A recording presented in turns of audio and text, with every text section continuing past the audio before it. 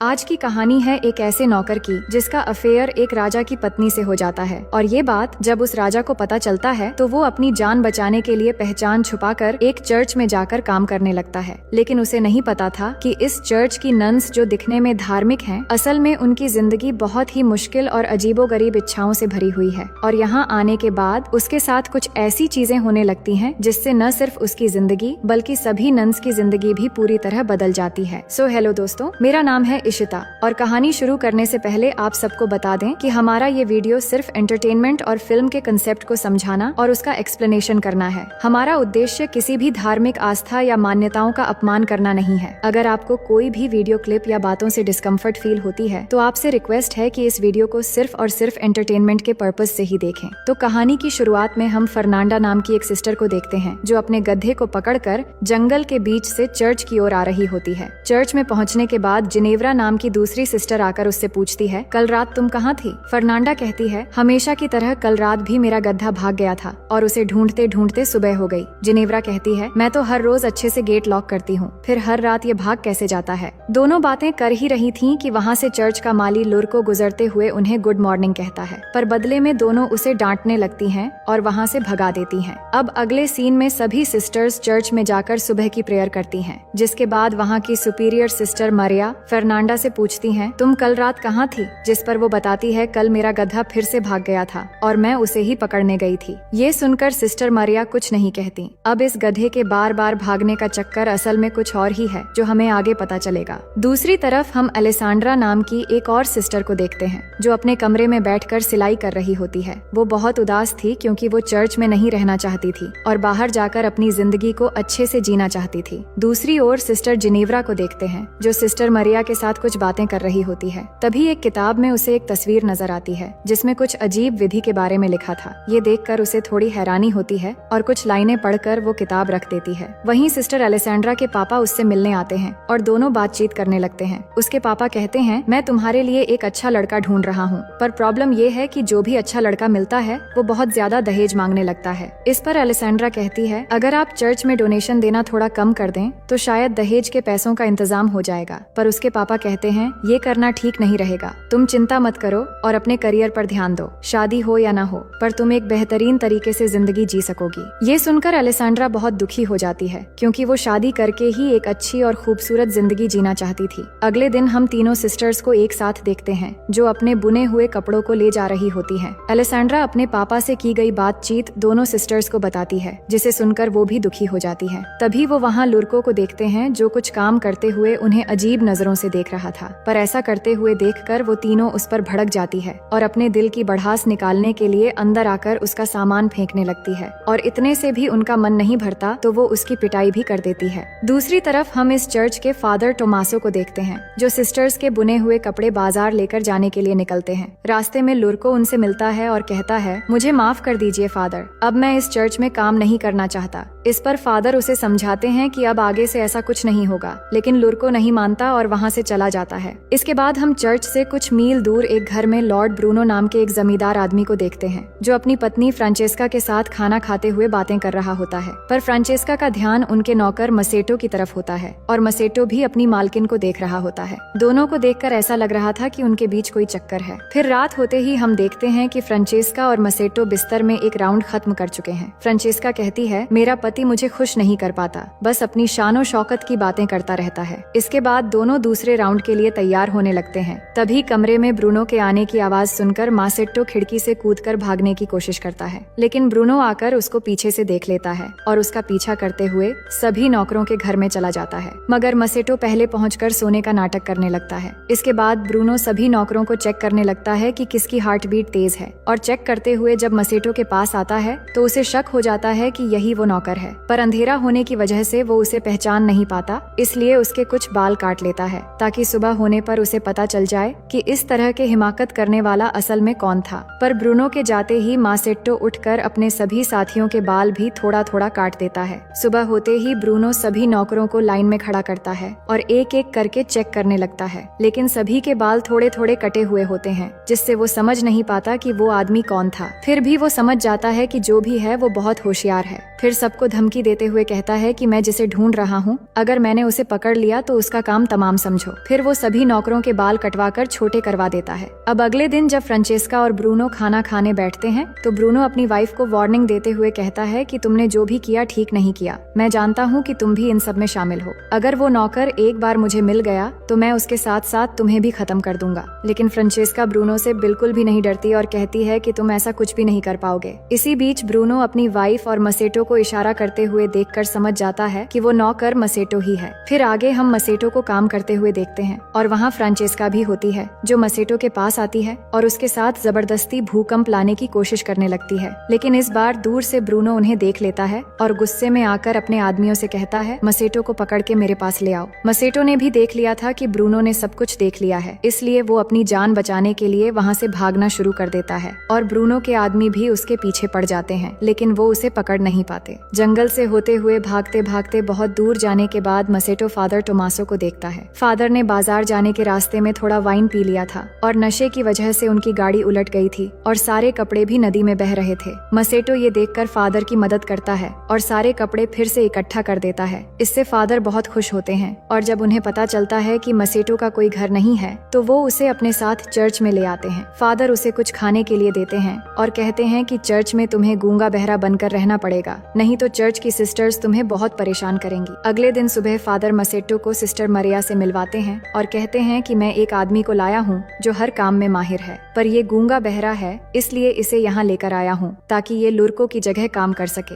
ये सुनकर मरिया भी उसे काम पर रख लेती है। अब उसी दिन से मसेटो काम पर लग जाता है, पर सिस्टर अलेसांड्रा और फर्नांडा को नहीं पता था कि मसेटो को काम पर रखा गया है। तो फर्नांडा उसे घुसपैठिया समझकर भागते हुए उसके पास आती है और एक कुल्हाड़ी से डराकर उससे पूछने लगती है कि तुम कौन हो। तभी सिस्टर अलेसांड्रा जल्दी से मरिया को लेकर आती है और मरिया आकर उन्हें बताती है कि ये उनका नया माली है जिसका नाम मसेटो है और ये गूंगा बहरा है। फिर मरिया की बात सुनकर फर्नांडा उसे छोड़ देती है। इसके बाद हम सिस्टर मरिया और अलेसांड्रा को देखते हैं जहाँ मरिया बताती है कि तुम सिस्टर्स ने मिलकर जो कपड़े बुने थे वो फादर से बाजार जाते समय लुटेरों ने जबरदस्ती छीन ली। मुझे अफसोस है कि तुम लोगों की मेहनत बेकार चली गई, पर अब से कपड़े बुनने के काम को बढ़ाने के लिए हम कुछ और लोगों को भी ले आएंगे ताकि कम समय में ज्यादा कपड़े बनाए जा सकें। इसके बाद अलेसांड्रा को वायोला नाम की एक बूढ़ी नन के साथ कपड़े बनाने के काम करते हुए देखते हैं, पर इस दौरान उससे कपड़े बनाने की फ्रेम टूट जाती है तो उसे ठीक करवाने के लिए वो मसेटो के पास जाने लगती है। पर तभी सिस्टर जिनेव्रा अलेसांड्रा को जाते हुए देख लेती है और छिपकर उस पर नजर रखने लगती है। अलेसांड्रा मसेटो से वो फ्रेम ठीक करने के लिए कहती है जिसे मसेटो ठीक करने लगता है, लेकिन अलेसांड्रा यहाँ अपने दिल की भड़ास निकालने लगती है कि वो यहाँ नहीं रहना चाहती और ना ही सिलाई का काम करना चाहती है। वो यहाँ से बाहर निकलकर अपनी जिंदगी को अच्छे से जीना चाहती है। पर ये सुनते हुए भी मसेटो कोई एक्सप्रेशन नहीं देता क्योंकि वो सभी के सामने गूंगा बहरा बना हुआ है। अलेसांड्रा भी ये जानती थी कि मसेटो कुछ नहीं सुन पाएगा और ना ही किसी से कुछ कह पाएगा। इसके बाद रात के समय मसेटो के कमरे में फादर आते हैं और उससे पूछते हैं आज का दिन कैसा गया, क्योंकि यहाँ की सिस्टर्स थोड़ी झगड़ेलू हैं जिससे काम करना थोड़ा मुश्किल हो सकता है। पर मसेटो कहता है कि हाँ, कुछ सिस्टर्स सच में काफी झगड़ेलू हैं, लेकिन मैं अपना काम संभाल लूंगा। फादर कहते हैं कि चिंता मत करो,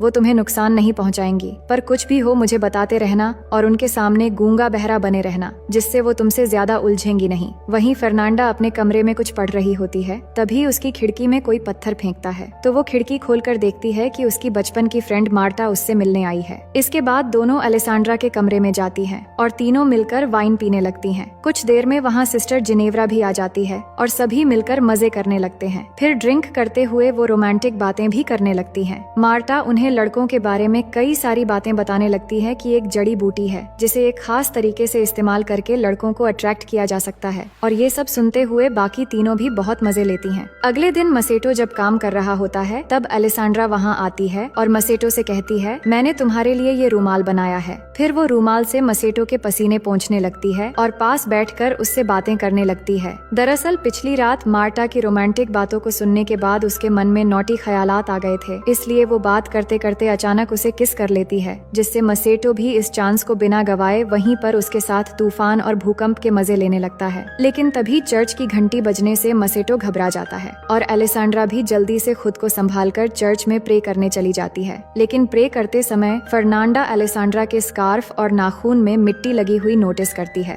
अगले सीन में जिनेव्रा और फर्नांडा कपड़े धो रही होती हैं। तभी वहाँ अलेसांड्रा आती है जो बहुत खुश नजर आ रही थी। वो उनसे कहती है, कल रात बहुत मजा आया। फर्नांडा पूछती है, तुम यहाँ क्या कर रही हो और तुम्हारे कपड़े इतने गंदे कैसे हो गए? जिस पर वो कहती है कि मैं उस नए माली के साथ उसके कामों में हाथ बटा रही थी जिससे कपड़े गंदे हो गए। ये सुनकर उन दोनों को यकीन नहीं होता क्योंकि अलेसांड्रा कोई भी काम नहीं करती थी, पर फर्नांडा काफी शातिर थी। वो समझ चुकी थी कि अलेसांड्रा जरूर कुछ छिपा रही है। फिर आगे हम फर्नांडा और मार्टा को जंगल में देखते हैं जो उस जड़ी बूटी को खोजती हैं। फिर वो उस जड़ी बूटी को उबालकर एक लिक्विड तैयार करती हैं, जिसके बाद मार्टा फर्नांडा की आंखों में उस लिक्विड की 2 बूंद डालती है और फिर उसकी उंगली में कट लगाकर थोड़ा खून लेकर उसके गालों पर लगाती है। लेकिन ये सब जिनेव्रा छिपकर देख रही होती है। इसके बाद फर्नांडा और मार्टा मसेटो के कमरे में जाती हैं, जहाँ फर्नांडा उसे चाकू दिखाकर डराती है। फिर दोनों मिलकर मसेटो को अपनी तरफ अट्रैक्ट करने की कोशिश करने लगती हैं। मसेटो को ये सब अजीब लगता है कि ये उसके साथ क्या कर रही है, पर धीरे धीरे वो भी अपना कंट्रोल खो देता है। जिसके बाद तीनों मिलकर इस तूफान और भूकंप का भरपूर मजा लेते हैं। फिर अपना काम खत्म होने के बाद दोनों घर से बाहर आ जाती हैं। तभी वहाँ आकर उन्हें जिनेव्रा मिलती है और पूछती है, तुम दोनों यहाँ क्या कर रही हो? जिस पर वो उसकी बातों का कुछ खास जवाब नहीं देती और बहाना बनाकर वहाँ से चली जाती है। लेकिन जिनेव्रा समझ जाती है कि वो उससे कुछ छिपा रही है। अगली सुबह हेड फादर बिशप चर्च घूमने आते हैं तो फादर टोमासो और मरिया उनका स्वागत करते हैं। दूसरी तरफ मसेटो अलेसांड्रा के कमरे में जाता है और दोनों फिर से एक बार तूफान और भूकंप के मजे लेने लगते हैं। पर इसी बीच सिस्टर वायोला कमरे में आ जाती है, जिसे वो पहले नोटिस नहीं कर पाते। लेकिन अचानक मसेटो उसे देखकर बोल पड़ता है, जिससे अलेसांड्रा चौंक जाती है। पर वायोला के आ जाने से दोनों घबरा जाते हैं और अलेसांड्रा खुद को ठीक करते हुए वायोला की मदद करने लगती है और मसेटो बिस्तर के नीचे छिप जाता है। उनका लक अच्छा था क्योंकि सिस्टर वायोला सुन नहीं सकती थी, इसलिए वो उनकी हरकतें नहीं समझ पाती। बाद में मसेटो बिना कोई भी आवाज किए खिड़की से निकल जाता है। अगले दिन जिनेव्रा मसेटो को आराम करते हुए देखती है और उसे अट्रैक्ट करने के लिए वो जड़ी बूटी बनाने लगती है, लेकिन वो इसे आंखों में डालने के बजाय पी लेती है। फिर वो अपने हाथ से खून निकालकर गालों पर लगा लेती है। वहीं अलेसांड्रा मसेटो के कमरे में आती है और उससे पूछती है कि उसने झूठ क्यों बोला कि वो गूंगा है। इतने में जिनेव्रा के आने की आवाज सुनकर अलेसांड्रा एक कोने में जाकर छिप जाती है और मसेटो सोने का नाटक करने लगता है। जिनेव्रा जड़ी बूटी के नशे में मसेटो के पास आकर चिपकने लगती है और अजीब अजीब हरकतें करने लगती है। लेकिन फर्नांडा के आने की आवाज सुनकर वो भी जाकर छिप जाती है जहाँ पहले से अलेसांड्रा थी और एक दूसरे को देखकर दोनों चौंक जाते हैं। इसके बाद फर्नांडा कमरे में आती है और चाकू से डराकर मसेटो के हाथ बांधकर उसकी आंखों पर पट्टी लगा देती है और फिर उसे डरा धमकाकर जंगल की तरफ ले जाने लगती है। पर अलेसांड्रा और जिनेव्रा छिपकर उसका पीछा करती हैं। फिर जब वो जंगल के बीच पहुंचते हैं तब तक रात हो चुकी थी। वो देखते हैं जंगल के बीचों बीच आग जली हुई है और वहाँ कई सारी लड़कियां बिना कपड़ों के नाच रही हैं और पास में उन्होंने मसेटो को भी बांध के रखा हुआ था। अलेसांड्रा कहती है कि ये लोग क्या कर रहे हैं। जिनेव्रा कहती है, मैंने इस तरह के विधि के बारे में एक बार पढ़ा था जिसमें इंसानों की बलि देकर कुछ लड़कियां चुड़ैल की शक्ति हासिल करती हैं और यहाँ पर हमें पता चलता है कि फर्नांडा रोज गधे के बहाने ये सब करने आती थी और अब मार्टा भी इसमें शामिल हो चुकी है। मार्टा और फर्नांडा मसेटो को बलि देने ही वाली होती हैं। तभी मसेटो डर के मारे बोल पड़ता है कि मुझे छोड़ दो। ये सुनकर उन्हें भी पता चल जाता है कि मसेटो गूंगा बहरा नहीं है। वही नशे की हालत में जिनेव्रा भी कपड़े उतारकर उन लड़कियों के साथ नाचना शुरू कर देती है और ये देखकर सभी लड़कियां भागने लगती हैं और मार्टा जाकर जिनेव्रा से झगड़ने लगती है कि वो यहाँ क्यों आई है। इसी बीच फर्नांडा मसेटो को बलि देने वाली होती है। तभी अलेसांड्रा वहाँ पहुंचकर फर्नांडा से चाकू छीन लेती है और मसेटो को बचा लेती है। वहीं जिनेव्रा और मार्टा के हाथापाई में जिनेव्रा मार्टा को डंडे से मारकर बेहोश कर देती है। फिर उसके कपड़े पहनकर वो गधे को लेकर चर्च की तरफ भाग आती है। चर्च पहुंचकर वो चिल्लाने लगती है कि फर्नांडा एक चुड़ैल है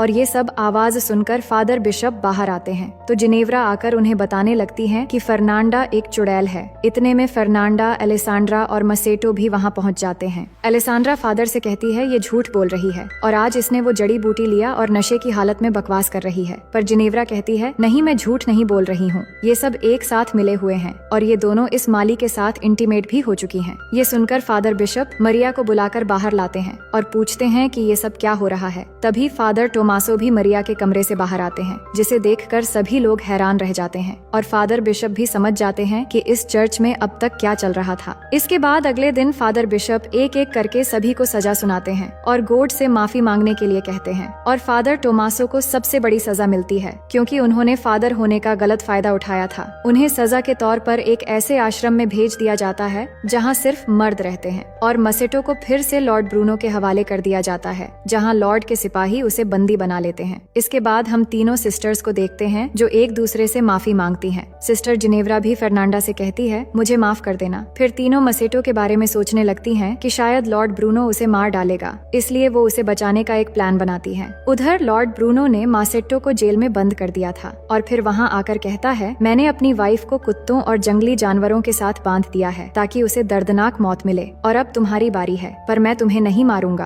और जिंदा रखकर उससे भी ज्यादा टॉर्चर करूंगा। ये कहकर वो वहाँ से चला जाता है। इसके बाद मसेटो उन सिपाहियों से रिक्वेस्ट करने लगता है कि वो उसे आजाद कर दें, लेकिन वो मना कर देते हैं और उल्टा उसका मजाक उड़ाने लगते हैं। फिर कुछ देर बाद एक कछुए पर जलती हुई मोमबत्ती देखकर सिपाही उसके पीछे पीछे चले जाते हैं। असल में उस कछुए को सिस्टर्स ने छोड़ा था और उनके जाते ही तीनों सिस्टर्स आकर मसेटो को बाहर निकाल लेती हैं और उसकी जगह एक पुतला रखकर मसेटो को सिस्टर्स के कपड़े पहना देती है। फिर उसे लेकर जंगल की तरफ भागने लगती है। वही मरिया को देखते हैं जो गधे को साथ लेकर टोमासो से मिलने आती है और दोनों बहुत खुश होते हैं क्योंकि उनके बीच प्यार हो गया था और वो एक दूसरे से दूर नहीं रह पा रहे थे। इतने में वो कुछ आवाजें सुनकर वो छुप जाते हैं और तभी फर्नांडा अपने गधे को वहाँ देखती है कि ये गधा यहाँ कैसे आया, लेकिन जिनेव्रा उसे वहाँ से ले जाती है। फिर उनके जाने के बाद मरिया और टोमासा बाहर आते हैं और वो समझ चुके थे कि उन तीनों सिस्टर्स ने मसेटो को छुड़वा लिया है, पर उनकी शरारत देखकर वो एक दूसरे को देखकर मुस्कुराते हैं और दोनों एक साथ वहाँ से जाने लगते हैं और इसी के साथ कहानी यहीं पर खत्म हो जाती है। तो दोस्तों, मैं उम्मीद करती हूँ कि ये कहानी आपको बेहद पसंद आएगी और अगर आप हमारे चैनल में पहली बार आए हैं तो वीडियो को लाइक करके चैनल को सब्सक्राइब कर लीजिए।